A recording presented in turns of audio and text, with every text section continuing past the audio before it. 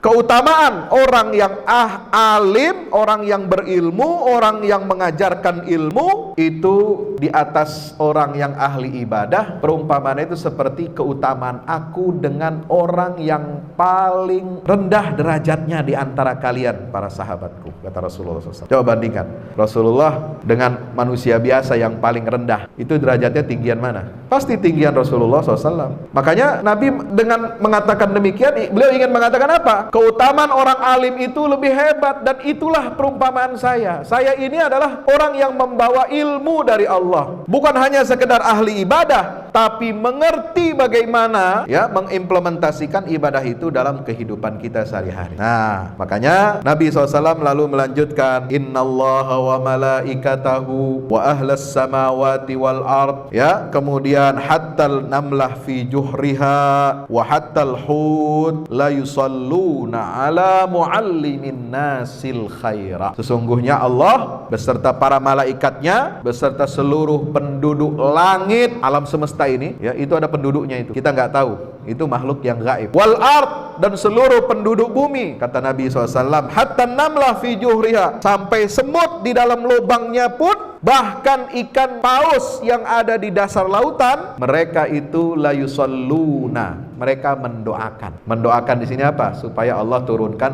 rahmatnya. Beliau dengan hadis ini mengatakan bahwa seluruh makhluk yang ada di bumi, di daratan, di lautan, di udara, penduduk langit, penduduk bumi, sampai malaikat dan Allah Subhanahu wa taala itu mendoakan yang pertama untuk Rasulullah, karena dialah yang diutus oleh Allah Subhanahu wa taala sebagai penuntun, pemberi petunjuk, dan yang mengajarkan kebaikan kepada manusia. Baru setelah itu, setelah Rasulullah, semua guru-guru dari zaman sahabat, tabi'in, terus tabi'in sampai guru-guru kita ini termasuk ke dalam cakupan hadis Nabi SAW yang menyatakan bahwa mereka akan didoakan, diberikan turun rahmat oleh Allah Subhanahu wa ta'ala. Dan ini gak kenal waktu doanya.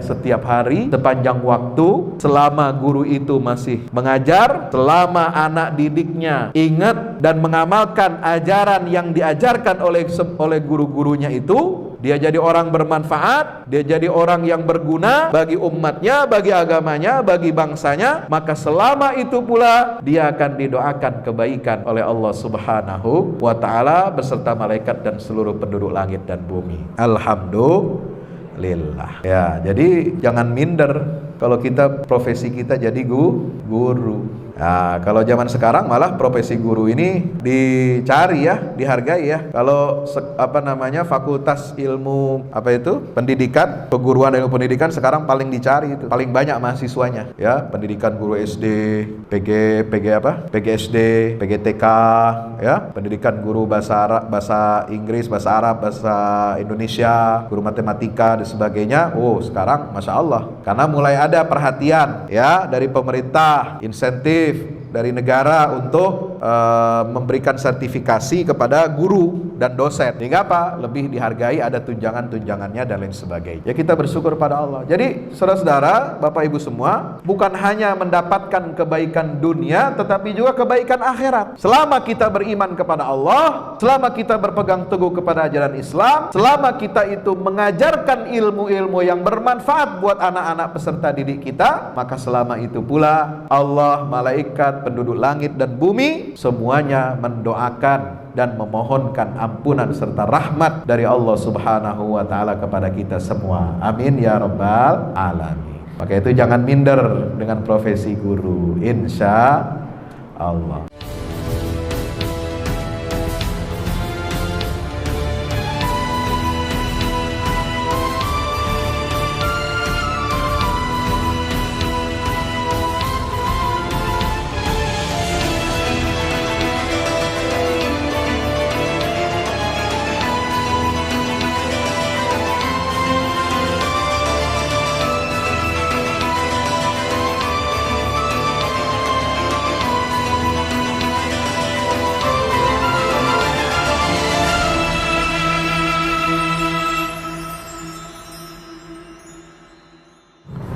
Bismillahirrahmanirrahim. Assalamualaikum warahmatullahi wabarakatuh.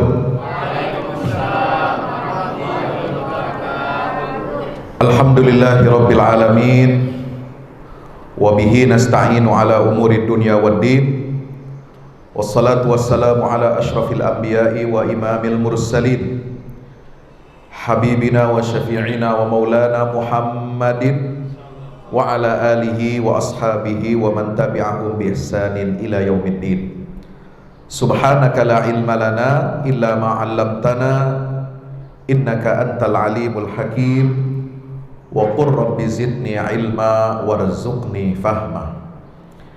Bapak Ibu hadirin hadirat, para guru, karyawan Sekolah Islam Internasional Mutiara Harapan yang insya Allah mudah-mudahan kita semuanya senantiasa dirahmati oleh Allah Subhanahu wa Ta'ala.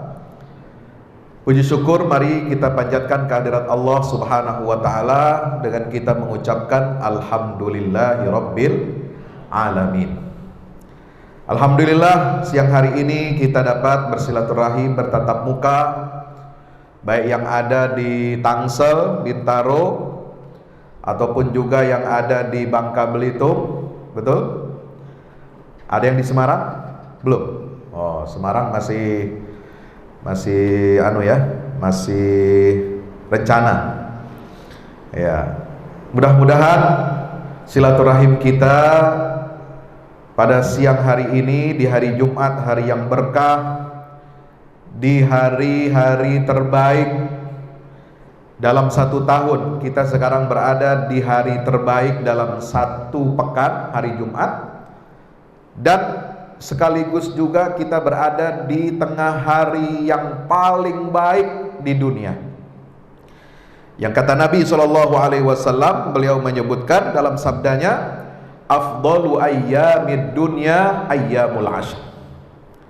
Sebaik-baik hari yang ada di dunia ini adalah 10 hari terbaik yang ada pertama di bulan Zulhijjah. Kita sudah berada di bulan Zulhijjah. Alhamdulillahirabbil alamin. Mudah-mudahan pertemuan kita, silaturahim kita, kajian kita dalam rangka kita menuntut ilmu, menambah iman, menambah kualitas amal saleh kita, mudah-mudahan menjadi asbab hidayah buat kita, menjadi asbab turunnya rahmat dari Allah, dan menjadi asbab maghfirah, ampunan dari Allah Subhanahu wa Ta'ala. Amin ya rabbal. Kita doakan yang sakit, mudah-mudahan Allah angkat penyakitnya. Yang masih punya utang, mudah-mudahan Allah bantu, Allah mudahkan lunasi hutangnya. Amin ya rabbal. Yang masih jomblo banyak di sini. Oh banyak ya. Ya, mudah-mudahan segera ketemu jodohnya. Amin ya rabbal. Ya.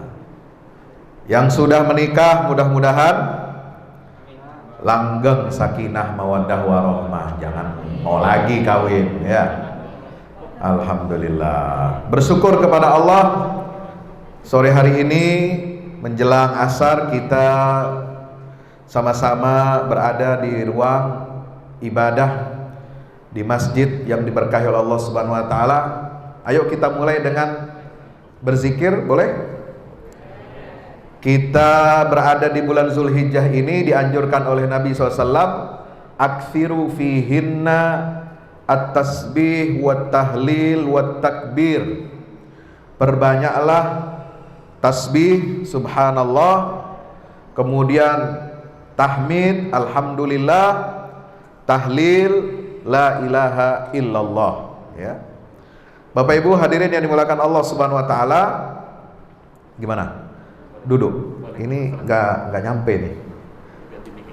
Hah? Ganti mic-nya. Oke. Bentar.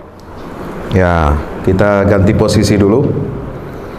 Karena lumayan 1 jam berdiri. Kalau tadi sebelum Jumatan saya baru sampai dari Makassar, jadi belum istirahat ini. Jadi tadi juga sambil teman-teman menunggu, saya juga baru makan siang. Alhamdulillah. Mari kita awali pengajian kita ini dengan takbir hari raya. Jadi takbir hari raya ini ada 2 jenis Bapak Ibu. Ada takbir hari raya yang mutlak. Ya, kalau untuk Idul Adha itu dari tanggal 1 Zulhijjah sudah boleh bertakbir, tapi takbir yang mutlak, kapan saja, di mana saja, waktunya bebas. Ya.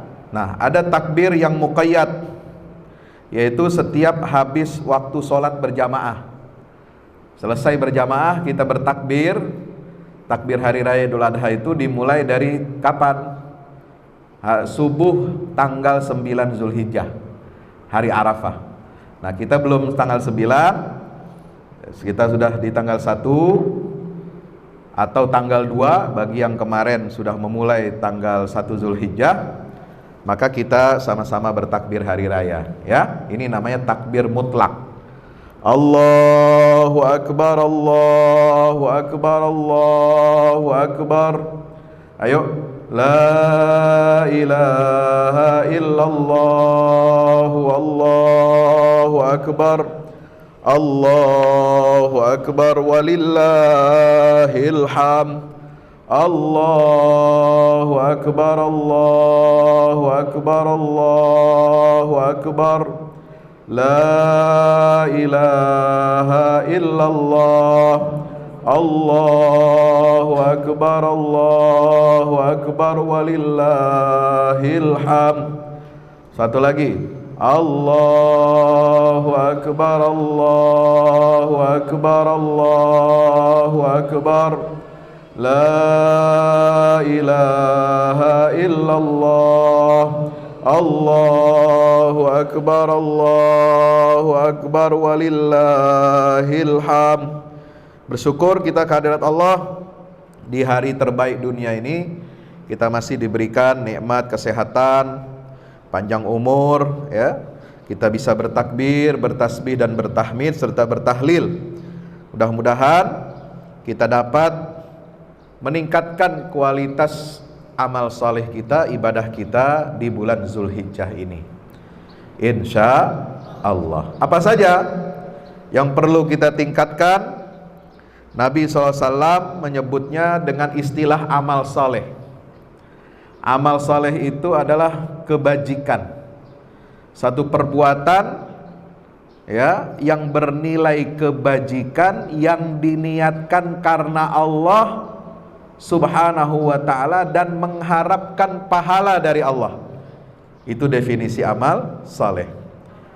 Termasuk di dalamnya ibadah mahdhah seperti sholat, ya, kemudian bersedekah, kemudian berzikir, kemudian baca Quran, ya, kemudian puasa sunnah. Itu ibadah mahdhah, termasuk amal saleh.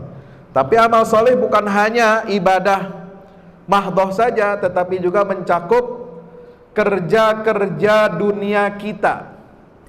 Sepanjang selama pekerjaan kita, profesi kita adalah halal, jenisnya halal, kita mencari uang, mencari nafkah dengan cara yang halal, maka setiap pekerjaan profesi keduniawian kita itu bisa menjadi amal saleh, bernilai ibadah kepada Allah Subhanahu wa ta'ala.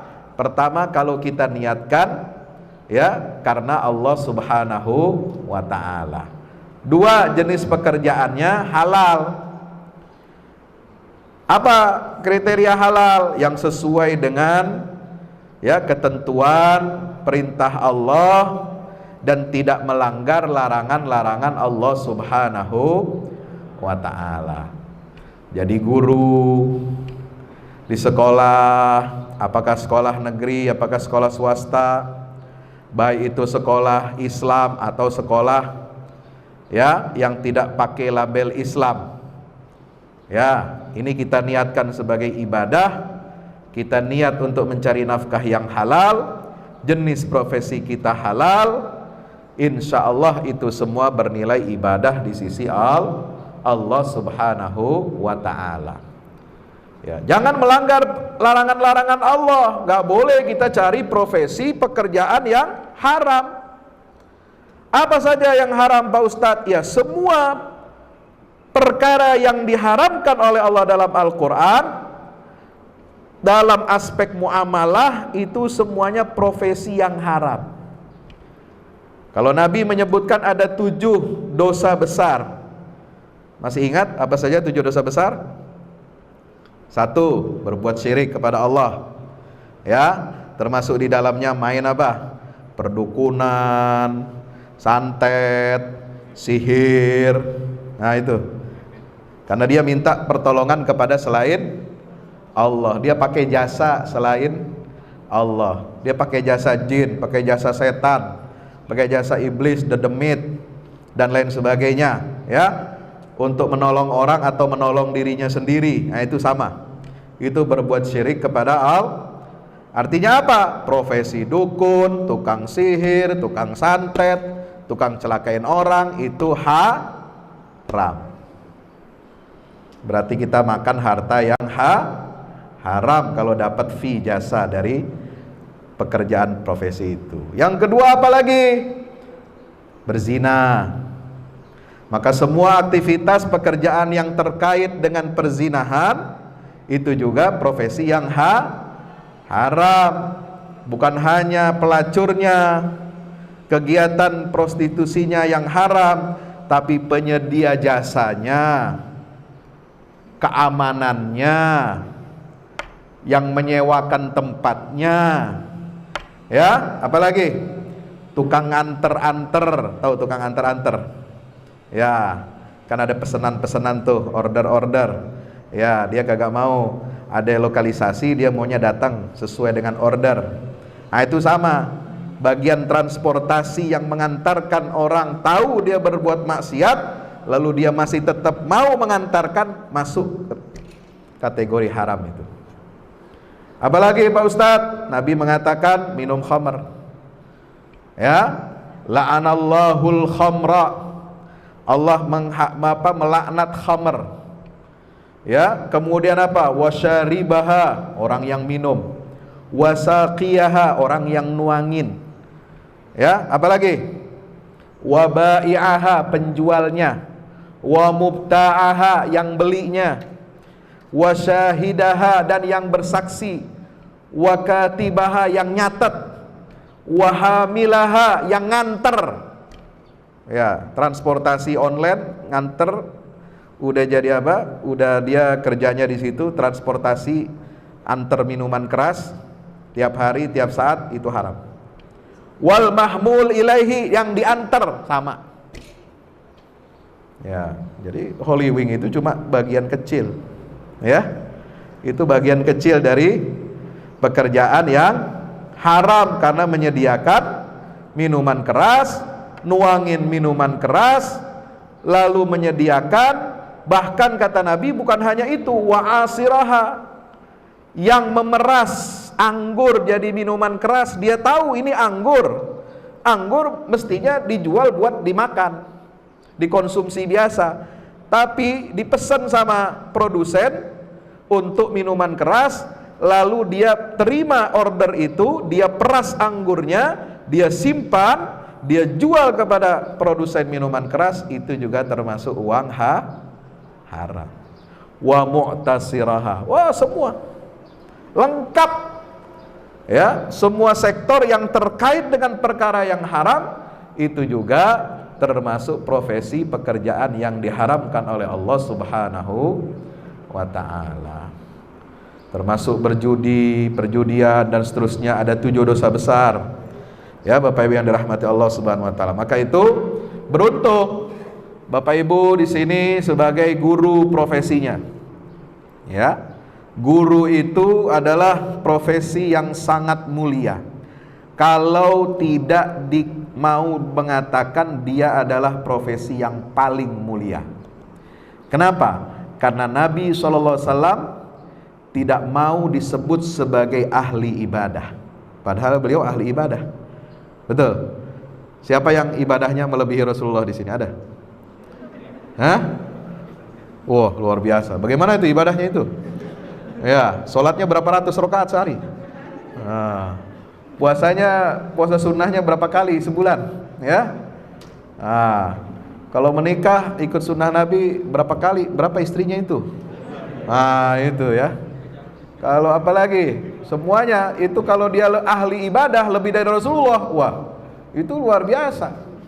Tidak ada orang di atas muka bumi ini yang ibadahnya seperti Rasulullah. Tapi Nabi mengatakan, ana atqakum lillah, aku ini orang yang paling bertakwa kepada Allah di antara kalian.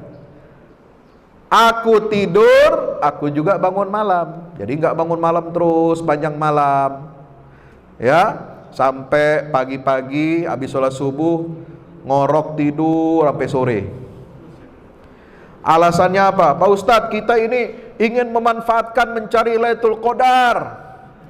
Kita sholat tahajudnya habisin hatam 30 juz satu malam, palelo. Mohon maaf ya, saya agak keras. Besok Anda nggak masuk kerja gara-gara malam sepanjang semalam suntuk, sholat tarawih hanya untuk hatam 30 juz. Lalu Anda besok bolos, tidak kerja, tidak menunaikan kewajiban Anda sebagai kepala rumah tangga, kerjanya tidur, molor, itu bukan ibadah. Ya, catat ini baik-baik. Jadi ibadah kita itu ada waktunya untuk tidur, ada waktunya untuk sholat qiyamul lail. Jangan paksa. Semalam suntuk mau menghatamkan Quran, nggak ada itu, nggak ada yang bisa. Ya, kalaupun ada itu pasti besoknya itu nggak akan masuk kerja itu. Tidak akan masuk kerja, nggak mungkin. Kalau dia masuk kerja pasti dia tidur ngorok di ruang kerjanya itu. Tidak ada orang yang kuat sanggup sepanjang malam suntuk, dia melek, lalu kemudian paginya juga melek sampai siang, nggak mungkin. Kita ini manusia, bukan malaikat. Ya. Nabi mengatakan apa? Aku puasa, tapi juga aku berbuka puasa. Betul?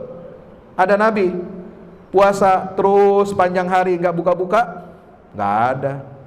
Bahkan Nabi mengatakan sebaik-baik puasa itu yang sahurnya paling belakang, diakhirkan, dan bukanya diawalkan. Dengar azan maghrib langsung buka, jangan nunggu. Nunggu apa? Nunggu ntar malam Pak Ustadz. Puasa model apa itu? Ya. Atau nunggu gelap, langit gelap, muncul bintang-bintang. Kayak lagu aja. Ya, nunggu malam gelap bintang, ya. Baru buka puasa, baru makan, baru minum. Gak bisa begitu. Azan maghrib, walaupun waktunya belum gelap gulita, masih ada cahaya matahari tetapi dia sudah terbenam, itu sudah diperintahkan oleh Nabi untuk berbuka puasa. Kalau ada yang di sini buka puasanya sampai gelap gulita, nah itu harus dicurigai, itu Syiah itu. Ada di sini. Woi.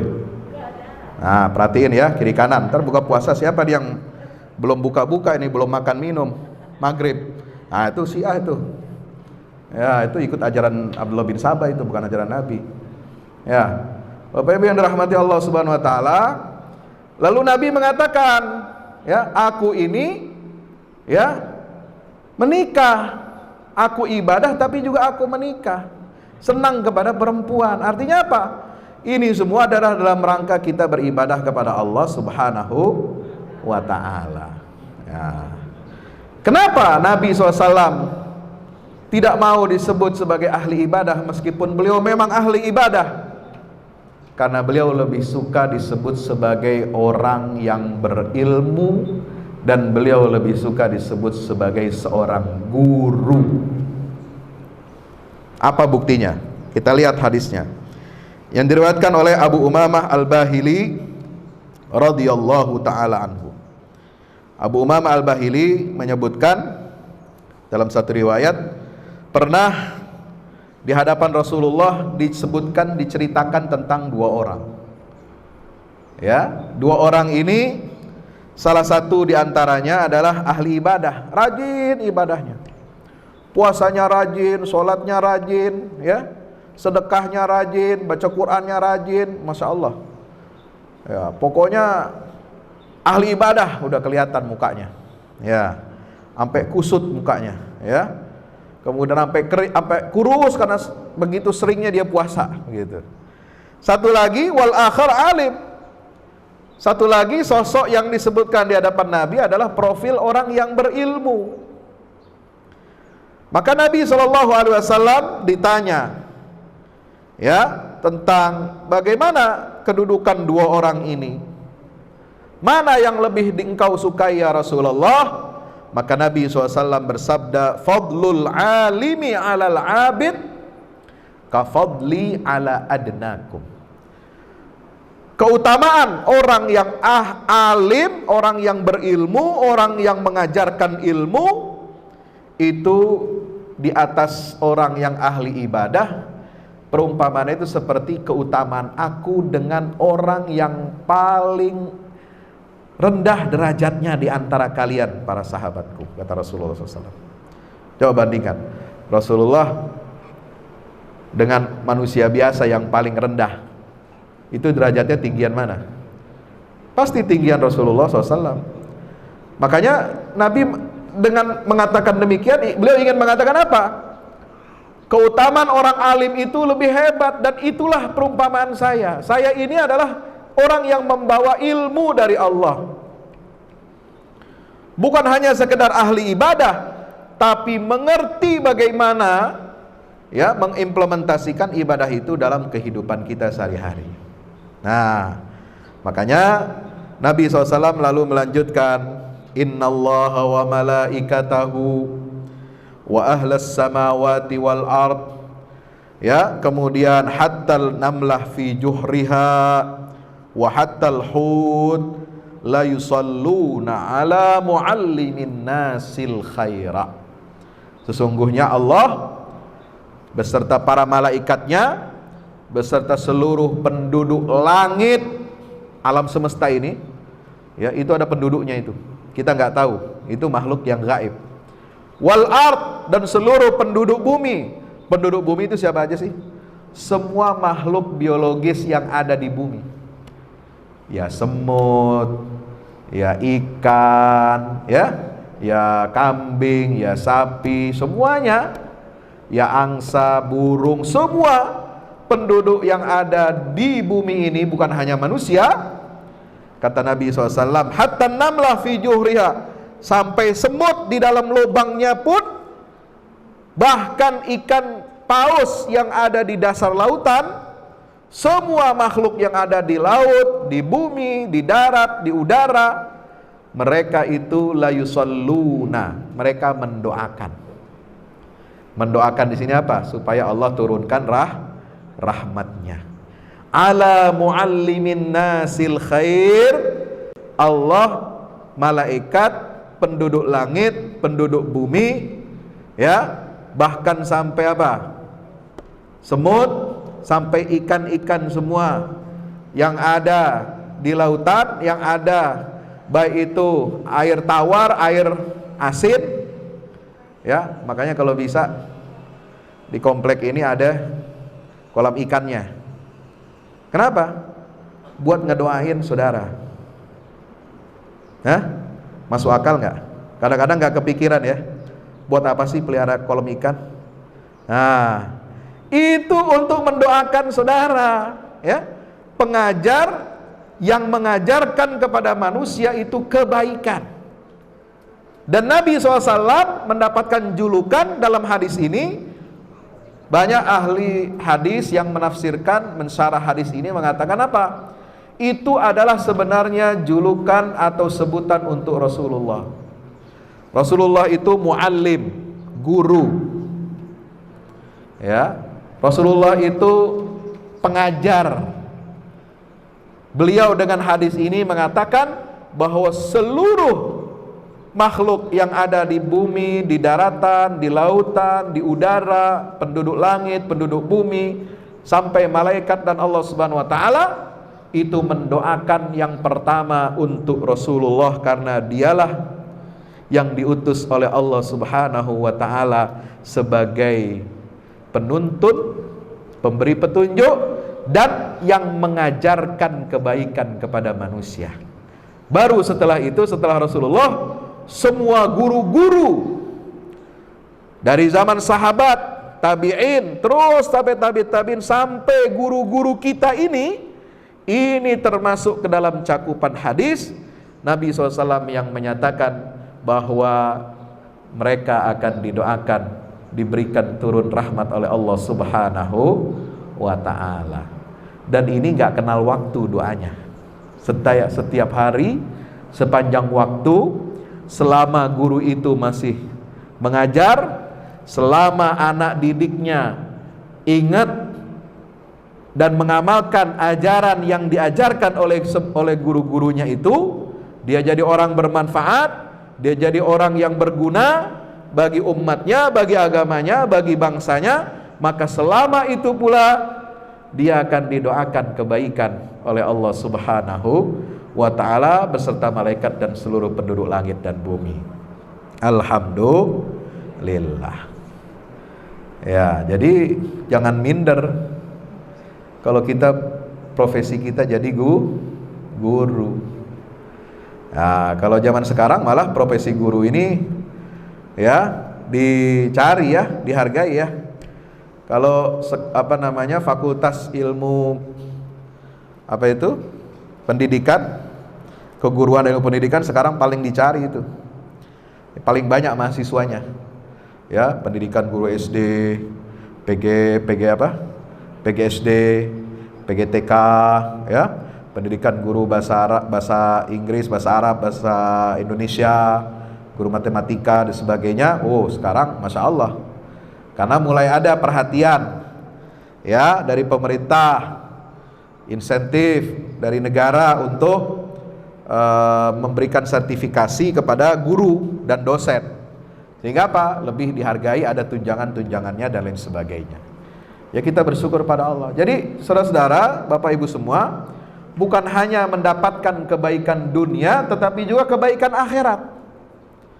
Ya, selama kita beriman kepada Allah, selama kita berpegang teguh kepada ajaran Islam, selama kita itu mengajarkan ilmu-ilmu yang bermanfaat buat anak-anak peserta didik kita, maka selama itu pula Allah, malaikat, penduduk langit dan bumi semuanya mendoakan dan memohonkan ampunan serta rahmat dari Allah Subhanahu wa ta'ala kepada kita semua. Amin ya rabbal alamin.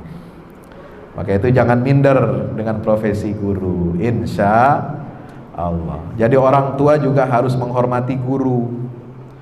Ya, kalau guru dulu dipandang sebelah mata sama orang tua, dihargainya ya dengan harga yang ya sekedarnya.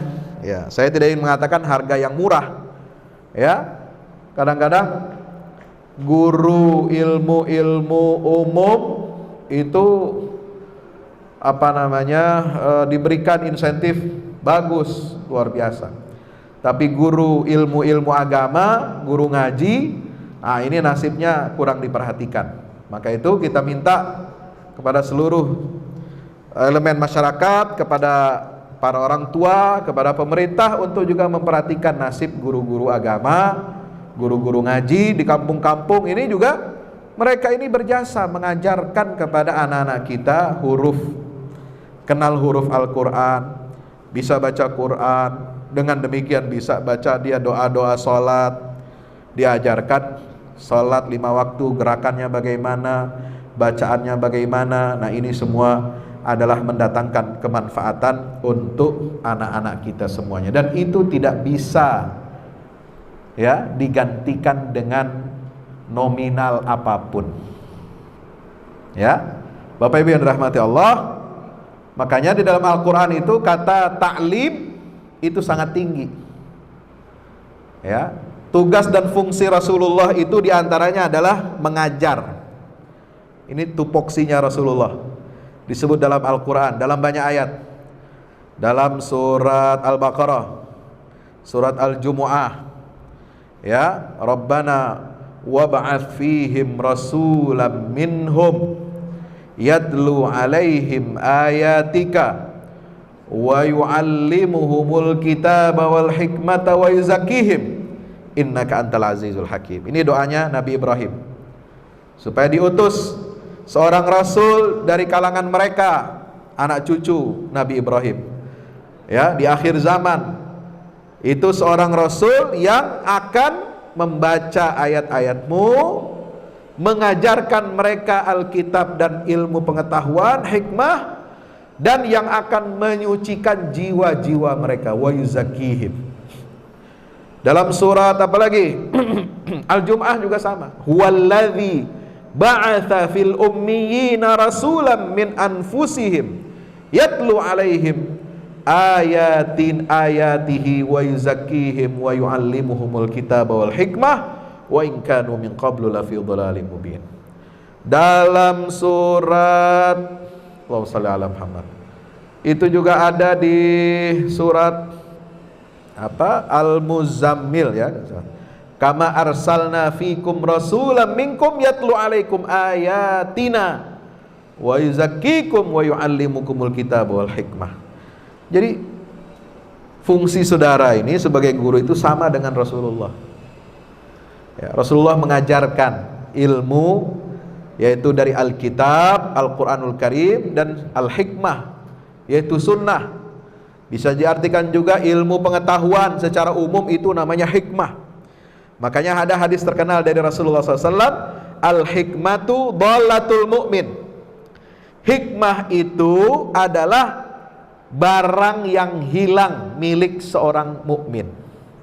Anna wajadaha fahuwa ahaqqu biha, atau dalam riwayat fahuwa aula biha.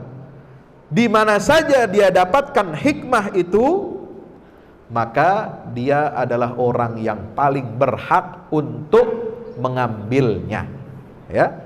Jadi dalam Islam ini luar biasa ya. Islam ini membangun kehidupan manusia ini, peradaban manusia itu dengan ilmu ya. Islam itu tidak membangun fisik bangunan saja semata-mata, tidak. Tapi yang dibangun oleh Islam, oleh spirit ajaran Islam, oleh motivasi Quran dan Sunnah itu adalah membangun orang-orang yang berintegritas dan berilmu. Ini ilmu dan akhlak, inilah ciri khas peradaban Islam. Ilmu dan akhlak inilah peradaban Islam yang melahirkan rahmat bagi seluruh alam semesta. Dimanapun peradaban Islam itu tumbuh, masuk ke dalam satu wilayah, contohnya masuk ke Eropa melalui mana? Spanyol, Andalusia. Masuk ke Nusantara melalui pesisir utara Pulau Sumatera, terus menjalar sampai ke dari Samudra Pasai, lalu ke Malaka, lalu kemudian ke Sunda Kelapa, lalu kemudian ke Demak, Cirebon, sampai ke Banjar, sampai ke Goa, Talo, Makassar. Ya, sampai ke Ternate, kerajaan Sultanan Ternate Tidore, sampai ke Papua. Semua wilayah-wilayah yang dimasuki oleh Islam ya, itu adalah wilayah-wilayah yang dikenal dengan keunggulan ilmu pengetahuannya dan keterbukaan mindset. Karena Islam pertama diterima di Nusantara ini di wilayah pesisir oleh para pedagang ya, sehingga apa? Mereka ini orang-orang yang berpikiran terbuka, berpikiran maju, berwawasan maritim, berwawasan global, tidak percaya khurafat, nggak percaya tahayul. Itu ciri khas Islam di Nusantara ini yang masuk melalui pesisir ya, Bapak Ibu dirahmati Allah. Jadi, mohon maaf, pernah nggak dilihat di media sosial ada kelompok namanya kelompok Rahayu. Ini yang ingin menghidupkan peradaban pra-Islam ya, mohon maaf ya, saya sebut katakanlah Majapahit. Ini kelompok Rahayu ini suka ngolok-ngolok ajaran, ngolok-ngolok umat Islam ya. Dibilang apa? Dibikin meme tuh di media sosial, di Facebook, di Instagram, di mana itu disebarkan ya. Ketika nenek moyang kami sudah membangun candi-candi yang hebat ya, gambarnya Borobudur lah, apalah macam-macam. Sementara nenek moyang kalian orang Islam itu baru balapan ontak katanya. Itu ngejek kah? Ngejek gak? Ngejek gak? Mengejek, mencelecehkan umat Islam ya. Lalu kita bisa balik, kita katakan ya, ketika nenek moyang Anda sedang doyan sesajen, doyan santet, doyan sihir, ya. Nenek moyang kita orang Islam ini sibuk mengembangkan ilmu pengetahuan sains. Balas saja begitu. Islam memang tidak meninggalkan warisan candi-candi, bangunan-bangunan seperti mereka. Tapi yang dibangun oleh Islam itu adalah karakter ilmu pengetahuan, saintifik. Orang Islam nggak mudah percaya tahayul, nggak mudah percaya khurafat. Orang Islam itu punya filter, saringan yang namanya tauhid kepada Allah. Ilmu yang benar adalah yang dibimbing oleh nilai-nilai tauhid kepada Allah Subhanahu wa taala. Bukan percaya kepada paranormal, bukan percaya kepada dukun-dukun. Itu dukun-dukun, paranormal, tukang sihir, tukang santet, itu adalah warisan daripada budaya nenek moyangnya Rahayu. Woi, Islam gak mengajarkan begitu. Ketika mereka sibuk dengan sesajen, ya kan belum lama ini kasus sesajen itu ya, di mana? Gunung Semeru, apa di mana itu? Ya, walaupun saya kurang sepakat kalau didramatisir, pakai dilekam, ditendang gitu ya, nggak perlu lah begitu. Lu tendang aja, nggak usah direkam. Ya, itu nggak sesuai dengan ajaran Islam. Oh, nenek moyang kita di abad pertengahan ketika dunia Kristen itu ya tidak tahu apa-apa, tidak kenal sains, tidak kenal ilmu pengetahuan, orang-orang Arab yang dibilang kadrun, suka balapan onta, itu sudah mengembangkan ilmu pengetahuan dan sains. Yang menciptakan ilmu astronomi, yang menciptakan aljabar, yang menciptakan ilmu optik, yang menciptakan ilmu penerbangan, yang menciptakan ya ilmu botani, yang mengembangkan berbagai macam disiplin ilmu, ya, yang menjadi landasan kebangkitan sains di dunia barat, ya, ketika mereka masuk pada abad ke-16, abad kebangkitan Renaissance, maka landasan mereka itu sudah ada disusun batu batanya, dasar-dasarnya, filsafatnya, kedokterannya, worldview-nya itu oleh siapa? Oleh ilmuwan-ilmuwan muslim yang berkebangsaan Arab. Ya, jadi kadrun itu hebat-hebat. Ya, bukan goblok-goblok kadrun. Ya, nggak kaleng-kaleng jadi kadrun. Ya, mainannya udah jauh. Udah main astronomi, main optik, main matematika, aljabar. Ya, sementara mohon maaf, mereka ini yang mengolok-olok kita umat Islam dengan sebutan kadrun, nenek moyangnya masih hidup dalam sesajen sampai sekarang mah. Ya, hebat mana peradaban Islam dengan selain Islam? Hebatan kita, Pak. Nah, ini arah orientasi yang ditanamkan oleh Al-Qur'an. Semangat saintifik. Mulai dari ayat apa? Yarfa'illahu alladhina amanu minkum walladhina utul ilma darajat. Ada ayat lagi yang mengatakan bukan hanya Allah akan mengangkat derajat orang yang beriman dan berilmu, beberapa derajat daripada orang-orang yang tidak beriman dan tidak berilmu, tetapi juga Allah mengatakan dalam Al-Quran, innama yakhshallaha min ibadihil ulama. Orang-orang yang takut kepada Allah itu hanyalah orang-orang yang berilmu. Ya, jadi ilmu ini luar biasa, pondasi peradaban Islam. Dari ilmu inilah lahir akhlak. Akhlaknya umat Islam, peradaban Islam itu melindungi kaum minoritas, melindungi orang-orang yang lemah, mustadafin, melindungi dan menghargai semua suku bangsa. Gak pernah ada orang Islam memandang rendah orang berkulit hitam, gak ada. Kita ini gak pernah mengidap penyakit etnosentris, ya, sebagaimana orang Eropa, orang Barat kulit putih menganggap dirinya superior, ya, daripada manusia-manusia yang kulitnya berwarna. Wah, dia paling hebat tuh, bule tuh begitu, cara memandang orang itu, dianggapnya dia paling hebat. Apalagi kalau etnisnya dari apa? Dari mohon maaf, dari bangsa Arya misalnya. Jerman dulu Hitler, ya, Semit Yahudi, menganggap bangsa-bangsa di luar mereka ini rendahan, ya, bangsa inferior, bangsa yang harus jadi budak mereka. Islam nggak pernah memperbudak bangsa-bangsa lain, Pak. Islam masuk ke setiap wilayah dengan membawa ilmu, menyalakan obor ilmu pengetahuan, mengembangkan etos kerja masyarakat, dan egaliter, ya, sama memandang orang dari berbagai macam suku, berbeda warna kulit, beda bahasa, beda agama, itu dipandang dengan pandangan yang sangat positif.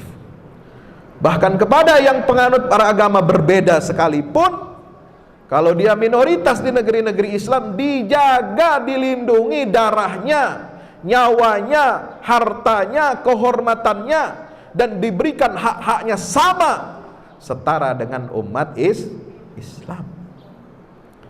Ada peradaban barat, modern maupun yang klasik seperti itu? Nggak ada. Romawi, Yunani memandang bangsa lain rendah. Perbudakan di atas muka bumi ini itu dikembangkan oleh peradaban-peradaban yang tidak mengerti Islam, yang tidak ada cahaya Islam di dalamnya, termasuk di masa jahiliyah. Maka Islam datang, ya, diwahyukan oleh Allah kepada Nabi SAW untuk membebaskan manusia ini dari perbudakan. Maka Islam masuk ke dalam setiap wilayah yang ditaklukkannya, dibebaskannya, itu dibebaskan dari penjajahan, perbudakan manusia terhadap manusia. Inilah yang menjadi simbol ucapan seorang sahabat Nabi SAW, yaitu Rib'i bin Amir.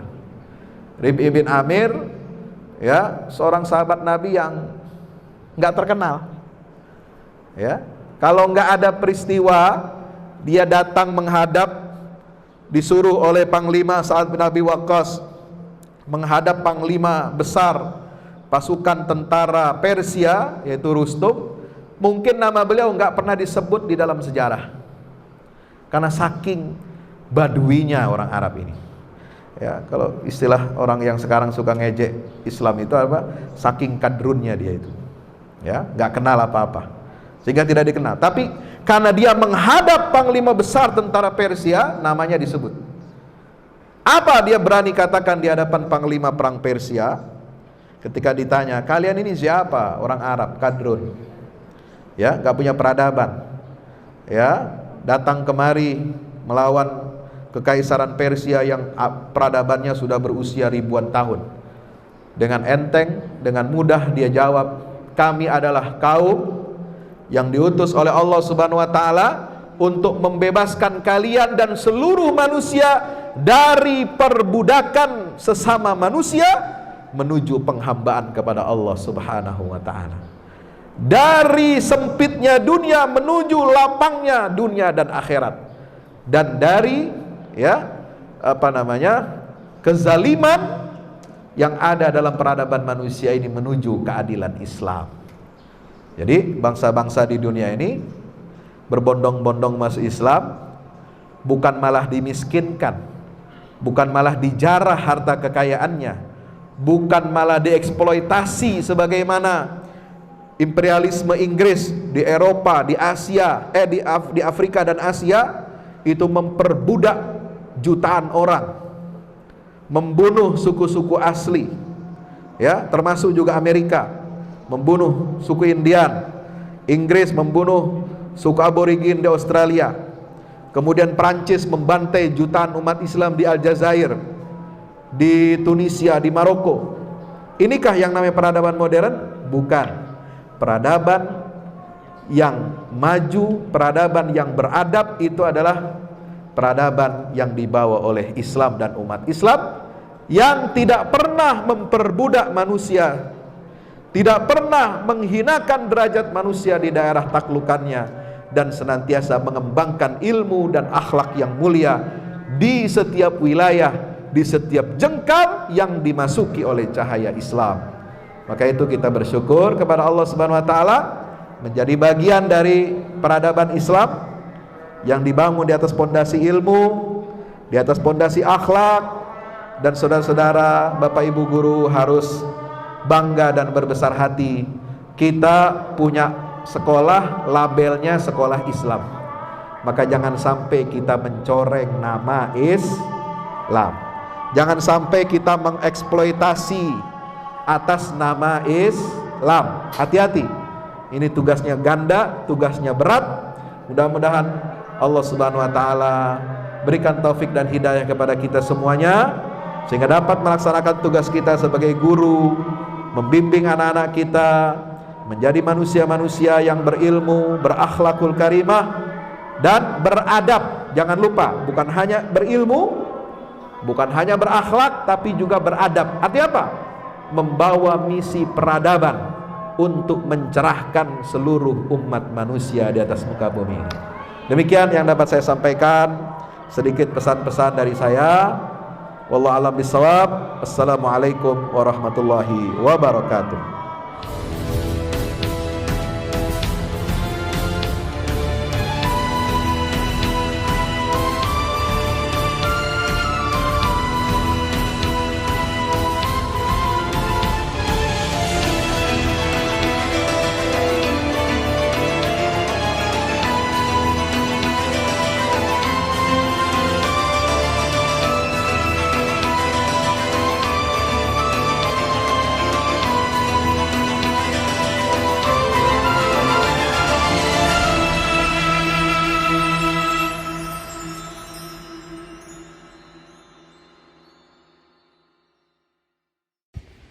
Itu apa?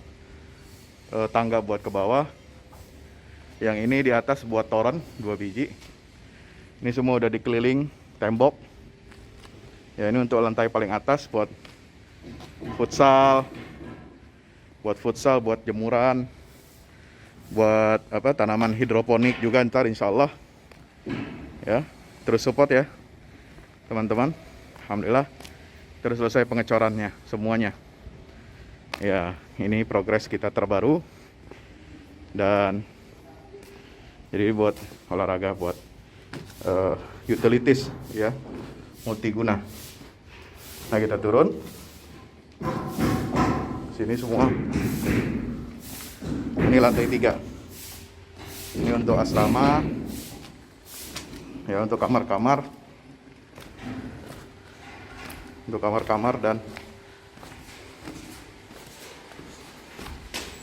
nah, di situ musola. Nanti di situ musola, ya. Ini kamar-kamar dan musola buat santri-santri tahfiz kita, insya Allah.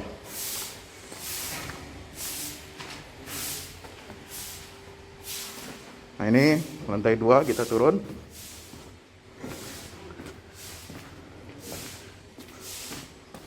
Ini untuk kelas-kelas, ya.